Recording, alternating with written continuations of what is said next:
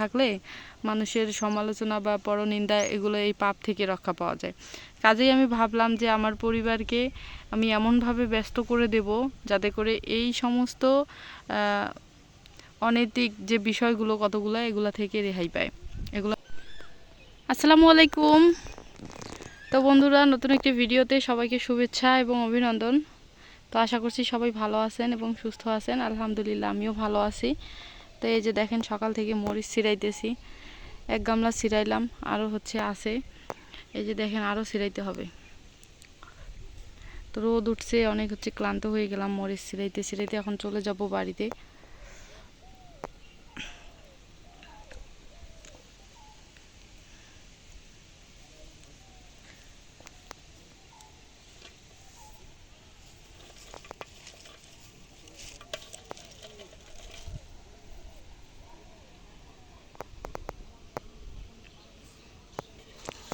ওই যে এখানে বড় গামলাটা, এই গামলাটা দিয়ে ছিঁড়লে 5 কেজি মরিচ হয়। তো আমি তখন থেকে একাই আর কি এই 5 কেজি মরিচ ছিঁড়লাম। এখনও আরও অনেকগুলো মরিচ ছিঁড়াইতে হবে। তো বর্তমানকার কাজ এটাই, সারাদিন মরিচ ছিঁড়ানো। শুধু এইটা কাজ না, বাড়িতে আরও অনেক কাজ আছে।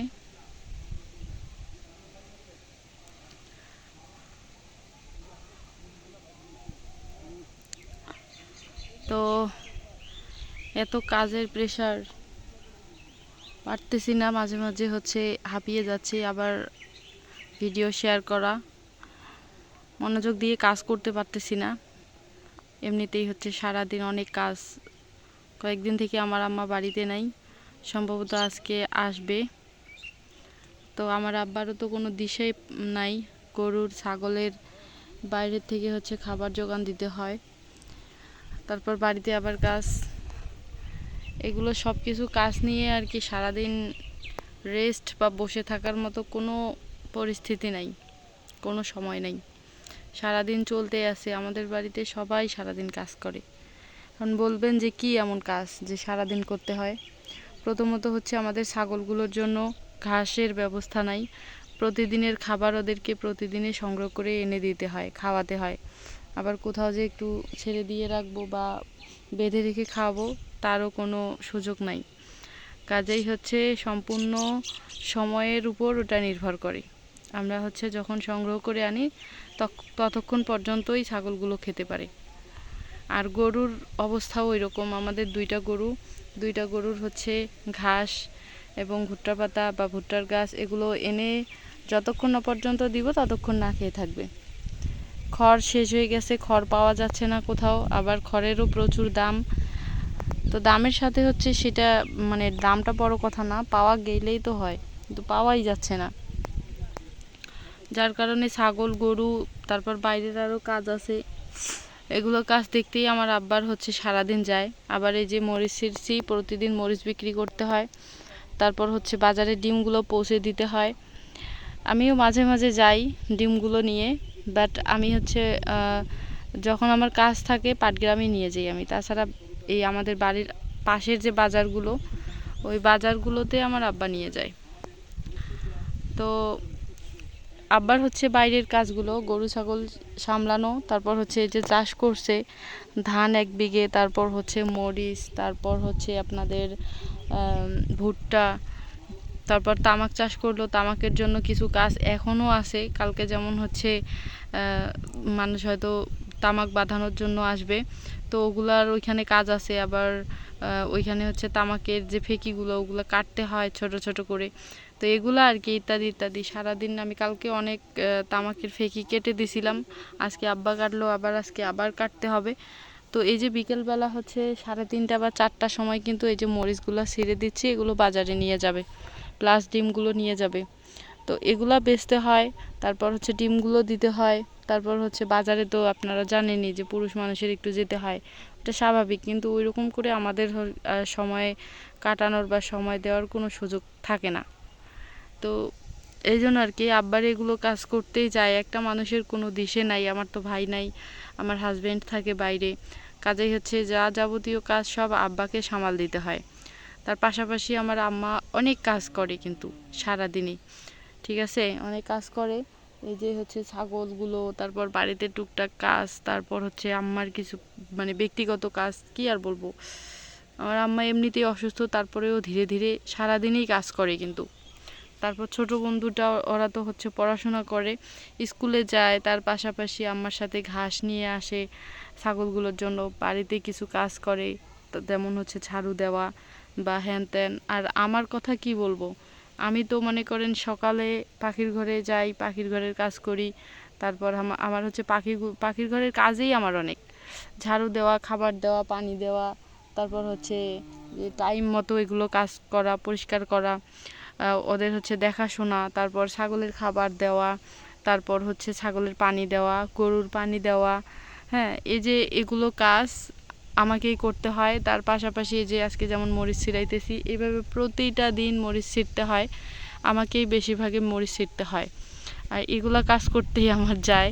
তারপর বাইরের যে কাজগুলো, যেমন খাবারের বস্তা নিয়ে আসা, তারপর হচ্ছে অন্য মানে মানুষের সাথে বা দোকানের সাথে বা গাড়িওয়ালার সাথে কথা বলা, ইত্যাদি ইত্যাদি আর কি, এগুলা কাজ হচ্ছে আমি করি।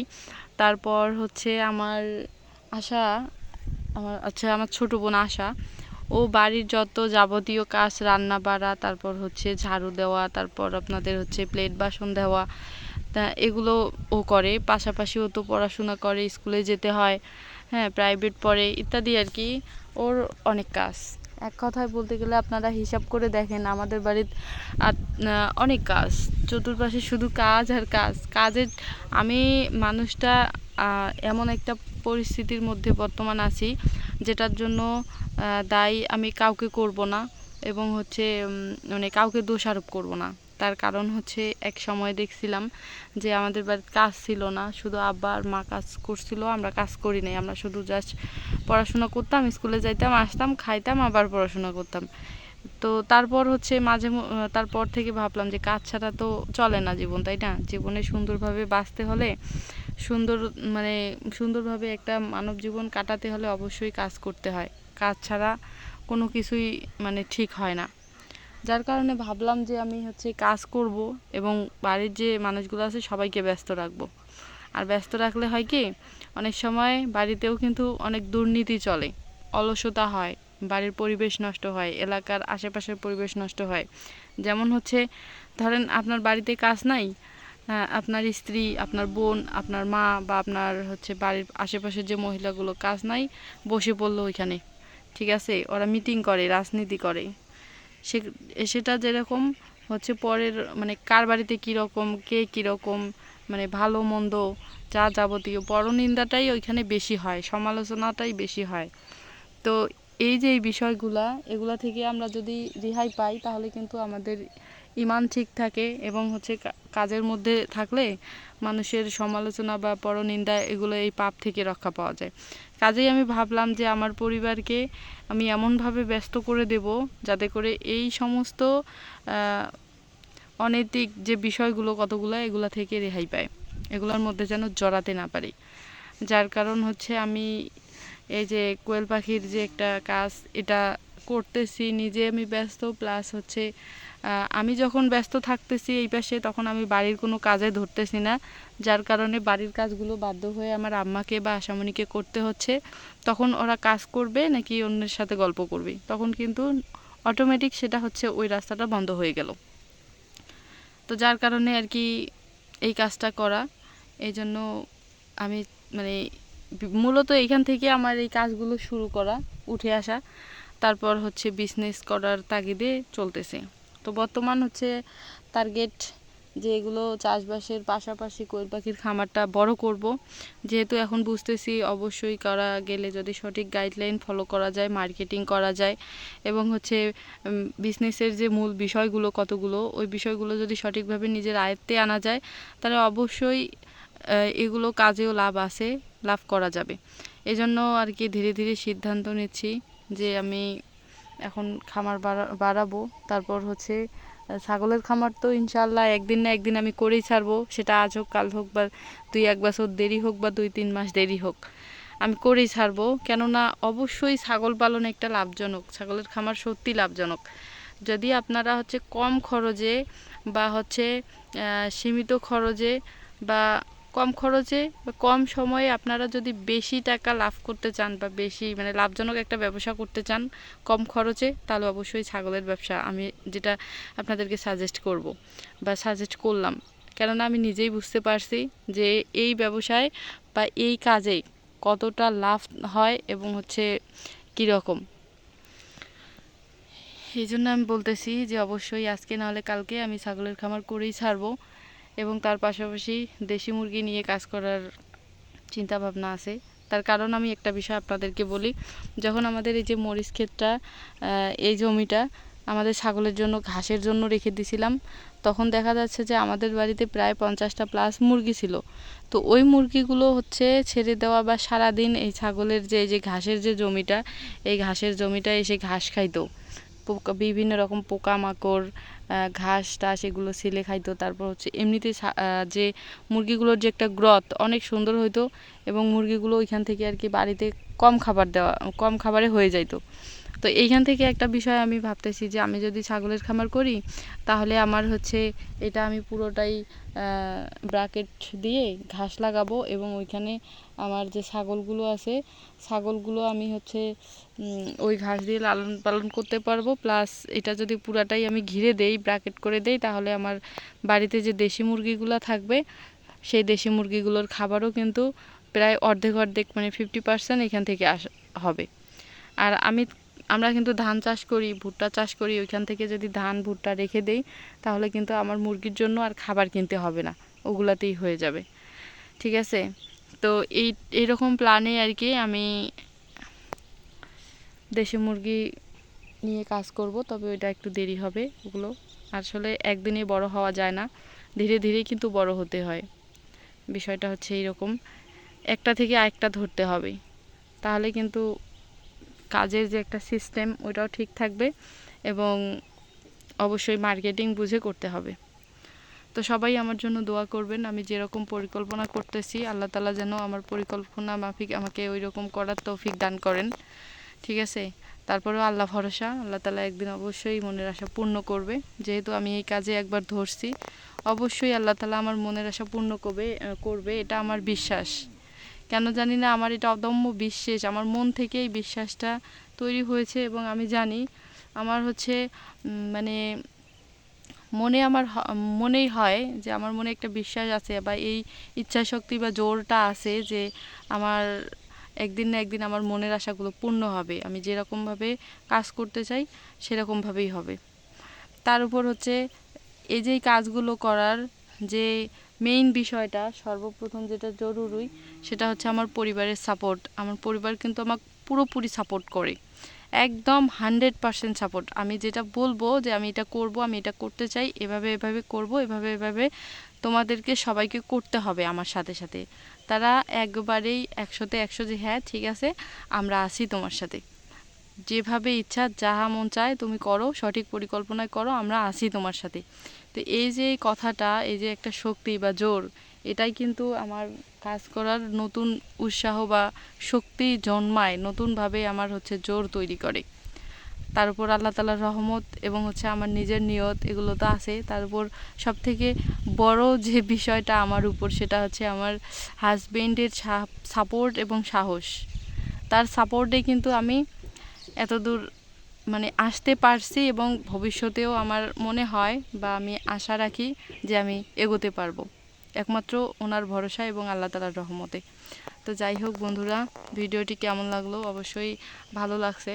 তো আমি হচ্ছে আজকে নিজের কিছু কথা আপনাদের সাথে এভাবে শেয়ার করলাম, শেয়ার করতে পেরে আমারও ভালো লাগতেছে, সত্যি বলতেছি। তো আমি আজকে বিশেষ কোনো অনুরোধ করব না, প্রতিদিন যেটা করি, তারপরেও বলতেছি যে প্লিজ চ্যানেলটি সাবস্ক্রাইব করে দেবেন, আর হচ্ছে ভিডিওটা কেমন লাগলো অবশ্যই কমেন্টের মাধ্যমে জানাবেন। তো গত ভিডিওতে আমি আপনাদের সাথে হচ্ছে শেয়ার করছিলাম যে বিষয়গুলো, আশা করছি ভালো লাগছে। আর আগামী ভিডিওতে আমি একটা বিষয় আপনাদের সাথে শেয়ার করব যে আমি কোন জায়গা নির্বাচন করলাম আমার ছাগলের খামারের জন্য, এবং তার সাথে সাথে আমি কি কাজ করতে যাচ্ছি আরও, বা নতুন আপডেট একটা আপনাদের সাথে দেব, বা আমি কবে আমার ছাগলের খামারটা শুরু করতে যাচ্ছি।